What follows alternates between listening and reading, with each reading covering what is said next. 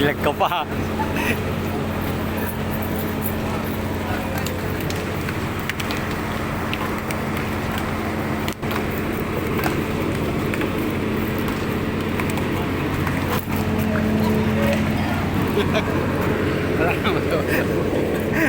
Pati sa sakang naman noon.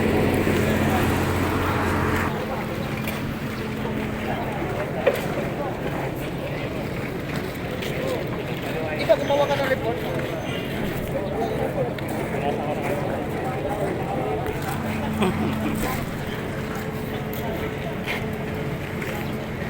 Okay, good morning.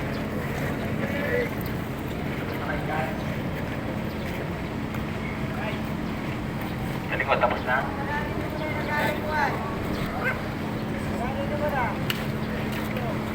Okay, pataanin muna. Wala na eh, kaya hindi tayo pautangin yan. Okay, good morning. Good morning. So, ngayon, ito na yung huli natin ano dyan. Araw, linggo na to. So, pag-iusap lang namin, kung mas possible, bago tayo magsimula ng gawain, ang lagi namin sinasabi dito, ang linis. Okay? Para maiwasan natin yung disgrasya na yan. At the same time, paalala ulit, iwasan natin naninigarilyo sa loob ng mga unit. Kasi napapansin ko pag umiikot ako, meron pa rin ako nakikita sa mga hagdan. So makaraan siguro nasabi sa inyo dito, meron tayong mga kasamahan na nahuli dyan, lalo na sa CR. Inimintinan natin malinis yung site. Yung mga upos na yan, kunti mo yung pag-iinom natin ng mga soft drinks. Marami nakakalat dyan.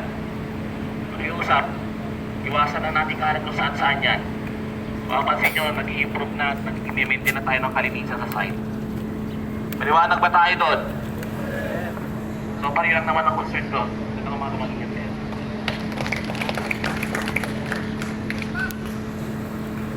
Okay, water, pwede na po tayo punta sa ating mga supervisor. Yan tayo po, ano. Okay. Lagi po tayo na, ano, sir? Safety! Safety! Bakit na? Bakit?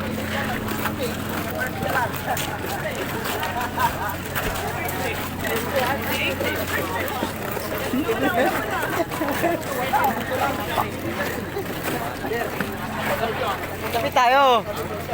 Yo guys, ito kami oh. Angat mo, angat. Yan, likod.